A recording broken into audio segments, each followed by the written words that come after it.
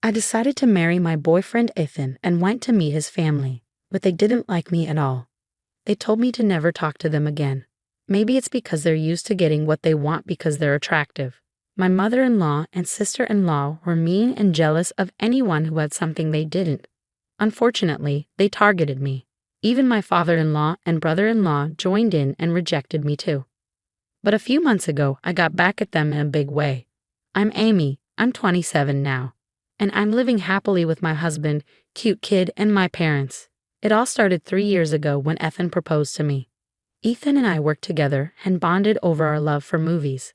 We went on lots of movie dates on our days off and eventually started dating. Ethan was easygoing and got along with everyone at work, earning him many friends. He didn't like arguments and was the type to forgive easily. I had a crush on Ethan ever since I joined the company, so when he asked me out, I was thrilled. I looked forward to work every day just to see him. Whenever I messed up at work and felt down, he'd stay up all night listening to me. That's when I knew I wanted to be with him forever. Ethan had dreams of starting his own business, and I wanted to support him every step of the way. I was ecstatic when Ethan proposed to me. There was no reason to say no, so I said yes right away. We decided to get married. The weekend after Ethan proposed, we went to my family's house to introduce him to my parents and tell them about our plans. Ethan got along really well with my parents, especially my dad. They liked him a lot and were happy for us. Seeing Ethan chatting happily with my parents made me feel really lucky to have him. The next weekend, we were supposed to visit Ethan's family. I realized I didn't know much about them, but I didn't think too much about it. Ethan had been living alone, so I figured he didn't keep in touch with his family much. The night before we were supposed to visit Ethan's family, Ethan told me over the phone, "My parents might be a bit strange tomorrow, but don't stress about it." I was a little worried about what he meant by strange, but I decided to wait and see. Since we had to wake up early the next day, I didn't dwell on it too much and went to bed. The next morning, we met at the station around 10 a.m. to go to his house together. It was my first time visiting his family since Ethan lived alone. Despite trying to calm my nerves, I felt anxious all morning. As we walked, I was so nervous that I could hardly focus on what Ethan was saying.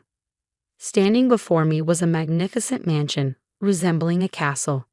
The garden sprawled out grandly, and I couldn't help but feel intimidated at the thought of Ethan growing up here. However, his gentle smile helped ease my nerves as he said, "Feeling nervous? It's all right. Let's go."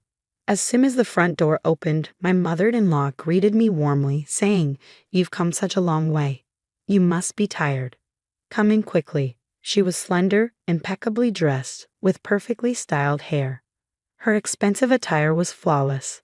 Inside, I was greeted by my father-in-law, brother-in-law, sister-in-law, and their children. Thankfully, everyone except my mother-in-law welcomed me with smiles, which put me at ease. I was warmly embraced, took a seat on the sofa, enjoyed dinner while chatting with everyone, and announced our engagement. Ethan's family was thrilled, especially my mother-in-law and sister-in-law, who exclaimed, "We're so delighted to welcome such a lovely girl into our family." Their warm reception touched me deeply. The pleasant conversation flowed effortlessly. Ethan's family was quite chatty, and as stories were shared, I learned that my father-in-law owned a company specializing in package tours, with my brother-in-law working there as an executive director, aiming to take over the business in the future. Meanwhile, my mother-in-law and sister-in-law were devoted homemakers who also pursued interests like dance classes and flower arranging during the day. My sister-in-law took great care of her appearance and exuded confidence. My father-in-law was exceptionally kind, always wearing a smile and effortlessly easing any nervousness I felt by engaging me in various topics. I was genuinely relieved to see he was a good-hearted person. In the midst of the pleasant atmosphere, a conversation with my father-in-law shifted the mood. "Amy, I heard you work at the same company as Ethan. Are you a temporary worker there?" "No, I actually started as a full-time employee right after finishing university, just like Ethan. The company where Ethan and I work is a well-known corporation, highly sought after by job seekers. Securing a full-time position there is quite competitive, but fortunately, I was hired fresh out of college." "Oh, really? Where did you graduate from?" "I graduated from Harvard." That's incredible. That's incredible. You must be very talented. I'm proud to have someone like you joining our family." Amy's amazing, isn't she? She's hardworking, skilled at her job, and sharp-minded. I'm thrilled to marry her. Both my father-in-law and Ethan praised me, which was a bit embarrassing. In reality, I attended a prestigious university in the US, studying tirelessly throughout high school, even sacrificing sleep. My parents, despite financial challenges, worked hard to put me through college. I was determined to attend a good university, secure a decent job, and one day repay my parents for their sacrifices. I've been striving towards that goal wholeheartedly. Engaged in a lively conversation with others, I noticed my mother-in-law and sister-in-law had fallen silent. Concerned, I tried to steer the conversation in a different direction. Seeing a beautiful flower arrangement on the table, I asked my mother-in-law, "Did you arrange those flowers?" "They're beautiful." Her response was unexpectedly curt. "What? You, a professional in a top-tier company, interested in housewives' hobbies?" Confused by her sudden change in demeanor, I wondered why she was now being cold when moments ago she had been smiling. My sister-in-law added, "With your high education, you probably think housewives only talk about flowers." I hadn't meant to imply that at all. Feeling overwhelmed and unsure of how to respond, tears threatened to surface. Ethan intervened. "Hey, both of you, cut it out. Amy doesn't look down on anyone." His words were comforting, but I couldn't find the words to apologize or defend myself. So I remained silent, keeping my head down. Looking around, I noticed my father-in-law, who had been drinking since noon, snoring loudly and passed out on the sofa. My brother-in-law seemed bored, yawning and scrolling through his phone, creating a tense atmosphere in the room. When Ethan suggested it was time to leave, I felt relieved to escape the uncomfortable situation. On our way back to the station, Ethan apologized, saying, "I'm sorry about today. My mom and sister have a lot of pride, especially when it comes to their high school education." According to Ethan, my mother-in-law had worked at a flower shop right after high school, where my father-in-law had fallen in love with her at first sight. She was undeniably beautiful, attracting many customers to the shop just to see her. After persistent pursuit, they started dating and eventually got married. Even now, it seems my father-in-law is still smitten with my mother-in-law, always doing whatever she asks. My sister-in-law was also stunning. She and my brother-in-law had been classmates in high school and reconnected at a reunion in their early 20s. Seeing her beauty, my brother-in-law fell head over heels, and after persistent efforts, they ended up together. Like my father-in-law, my brother-in-law seemed to follow his wife's lead. Despite my higher education, I couldn't understand why they felt insecure. They were both beautiful women with caring husbands who always looked out for them. Yet, I couldn't shake off a lingering sense of unease and doubt about marriage. Nevertheless, with approval from both families, we began planning our wedding. Although some uneasiness lingered, I believed that open communication would help us understand each other better. "Don't worry. I'll always support you, Amy," Ethan reassured me, helping me stay positive. After nearly 6 months of meticulous preparation, just a day before our wedding, Ethan's phone rang. It was his mother. After a brief conversation, Ethan's shocked expression hinted at something unexpected. "What? Why? We can't just change it." "Hold on," he said before the call abruptly ended. When I asked what happened, I awaited his response anxiously. Ethan stunned me with his revelation. "My parents, they just informed me that they won't be able to attend the wedding tomorrow." "What? What do you mean?" I was utterly shocked and anxiously pressed Ethan for more details. According to him, it appeared that his parents had forgotten about a trip they had planned for the same day as the wedding and couldn't make it. I couldn't believe it. My future in-laws were backing out of the wedding at the last minute. We stood there, bewildered, struggling to comprehend why this was happening. Despite numerous attempts, we couldn't reach his parents for an explanation. Desperate for answers, we rushed to their house, only to find it dark and deserted, with no signs of anyone being home. I expressed my concern to Ethan. "When I visited your family the other day, I couldn't shake the feeling that I might have upset your mother and sister." Things felt tense towards the end. Ethan replied, "I've mentioned it before. Both my mother and sister have strong personalities. Smart women can be a bit stubborn. Even if they were upset, I wouldn't necessarily know." When I questioned, "But why would your father skip the wedding too?" Ethan explained, "My dad and brother-in-law, they tend to prioritize keeping the peace with their wives. They probably sided with them to avoid upsetting my mother." He looked troubled as he spoke, leaving me speechless. Ultimately, despite our efforts, we couldn't reach Ethan's family even on the day of the wedding. We had no choice but to proceed without them. Why did this happen? Did I inadvertently do something wrong? And was it truly just a matter of them forgetting about their planned trip to the hot springs? Even if it was, I struggled to understand why Ethan's family would choose a vacation over attending their own son's wedding. My parents, who had arrived at the wedding venue, were taken aback upon learning that Ethan's family wouldn't be attending. Ethan apologized to my parents, saying, "I'm truly sorry for the inconvenience my parents have caused." My parents reassured him, "It's not your fault, Ethan. Please don't worry. Let's just enjoy the wedding." Despite their comforting words, their expressions betrayed a hint of complexity. I felt awful for putting my parents in such a situation on our special day. Throughout the reception, we overheard whispers from both Ethan's friends and mine, all wondering, why aren't Ethan's parents here? Even our boss, who graciously offered to give a toast, inquired, "Where are your parents?" We were left grappling with how to respond. We couldn't possibly reveal the truth. My parents chose to go on a trip instead of attending their son's wedding.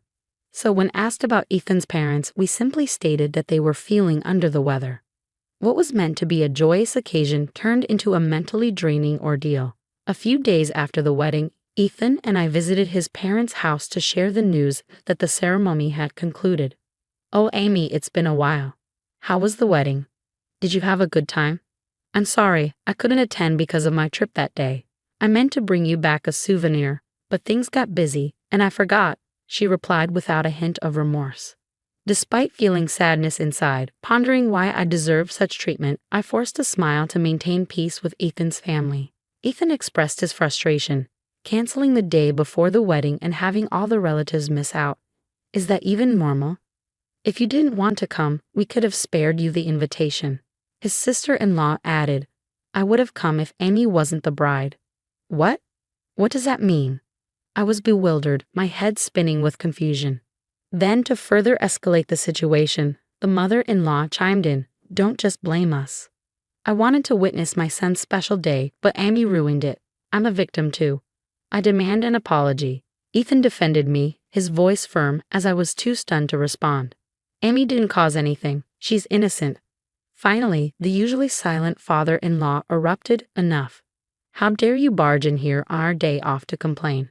Is that why you're here? Get out." With furious anger, he expelled us from the house. As I slipped on my shoes at the doorway, a sharp prick startled me. Ouch! In a rush, I lifted my foot, spotting a caterpillar squirming inside my shoe. Roast out, I hopped outside and released the critter. My mother-in-law and sister-in-law, who had been observing, asked, "Are you all right?" with a spiteful chuckle. Eager to leave, I mumbled, "Sorry for the trouble," and made a swift exit. But my mother-in-law halted me. "Amy, please avoid getting involved with us, except for weddings and funerals." "Huh?" Before I could inquire further, she shut the door abruptly, ending the exchange. Confused about my apparent offense, all I wanted was to bond with Ethan's family. During the journey home, Ethan repeatedly apologized. "You don't have to force yourself to engage with my family anymore. I'm truly sorry." Hearing that my in-laws would have attended the wedding if I weren't the bride left me feeling guilty and perplexed, even though I didn't understand why. I couldn't help but sympathize with Ethan's predicament. The next morning, I woke up to an intense itchiness all over my body. It was unbearable, prompting me to leap out of bed and rush to the mirror, only to discover that my entire body was inflamed with fiery red swelling. Despite having to work that day, I quickly called in sick and headed to the dermatologist. It turned out that the swelling was a reaction to caterpillar stings, yes, from the one I encountered the day before. The itching was agonizing, and for nearly 2 weeks afterward, I struggled to sleep due to the severe discomfort. Reflecting on the incident, I recalled noticing my brother-in-law near my shoes at the front door when I visited Ethan's house. In the past, I might have dismissed it as a harmless mistake, but given the strained relationship with my in-laws, I couldn't shake off the feeling of distrust. About a month later, Ethan fell ill and was hospitalized. He had been experiencing persistent stomach pains for a week before seeking medical attention.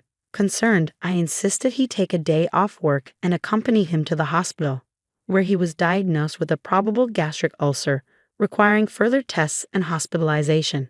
Despite the directive to only contact them for weddings or funerals, I hesitated but ultimately decided that Ethan's parents deserved to know, so I mustered the courage to give them a call.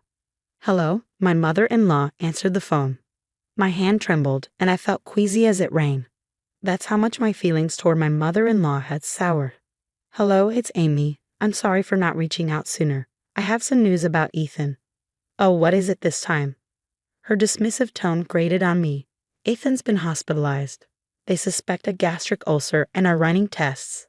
"Ah, a gastric ulcer? Probably from overwork. Don't bother me with trivial matters." "I'm busy." "Trivial? Don't you care about Ethan?" "I don't want to hear from you." "I'll make it clear. I want nothing to do with you. Don't contact me again. I'm worried about Ethan." "I'll call him directly." Suddenly, my brother-in-law took the phone. "You're too persistent. Can't you see it's not a good time? I don't know what's going on with Ethan, but your constant calls are annoying." With that, he hung up abruptly. The click of the receiver felt like a breaking point. Their cruel words echoed in my mind. My mother-in-law's rejection, even with her son in the hospital, and the whole family's unilateral dismissal left me seething. They don't want me to bother them.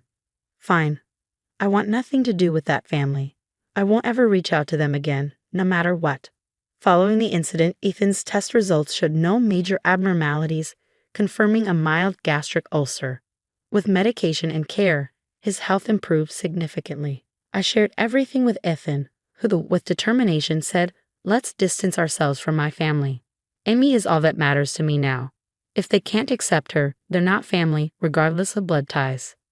A year later, Ethan left his job to pursue his longtime dream of starting a software sales business.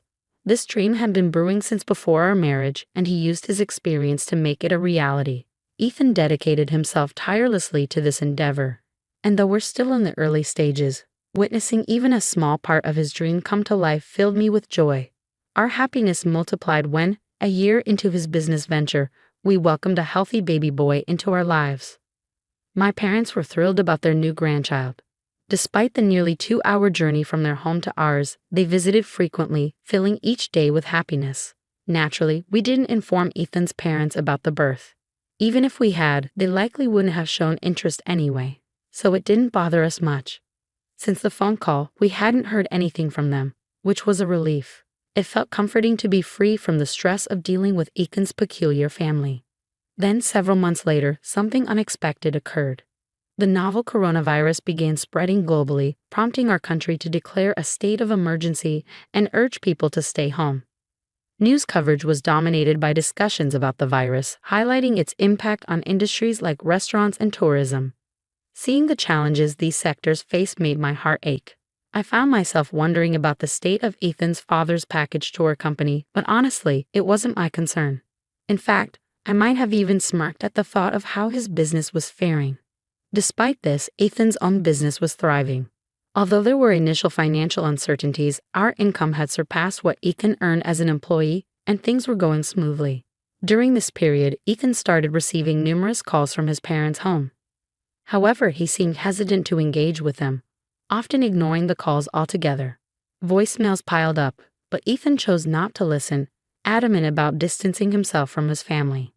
I frequently reassured Ethan, saying, "You don't need to worry about me. It's okay to reach out to them." Despite my disdain for his family, I felt guilty about potentially causing Ethan to sever ties with his parents. Yet Ethan remained steadfast, insisting, "Amy is the most important person in my life, not my parents. If they can't accept you, even as my parents, they hold no value to me." I felt a mixture of sorrow and admiration for Ethan's unwavering loyalty. Despite Ethan's ongoing refusal to answer calls from his parents, a letter arrived one day from their family home. Its contents were straightforward. "Our business is on the brink of bankruptcy, and we need to discuss urgent financial matters."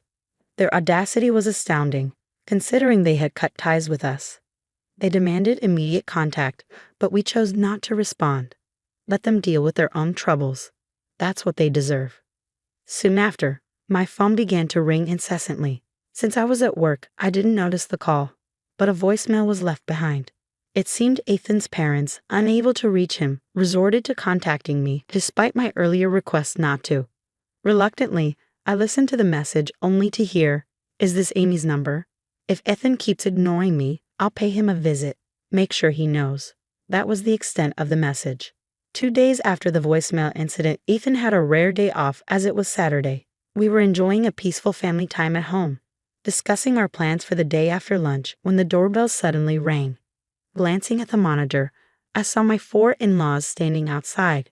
Ethan, noticing my shock, approached to see for himself. With a heavy sigh, he suggested we ignore them, confident they would leave if we didn't open the door.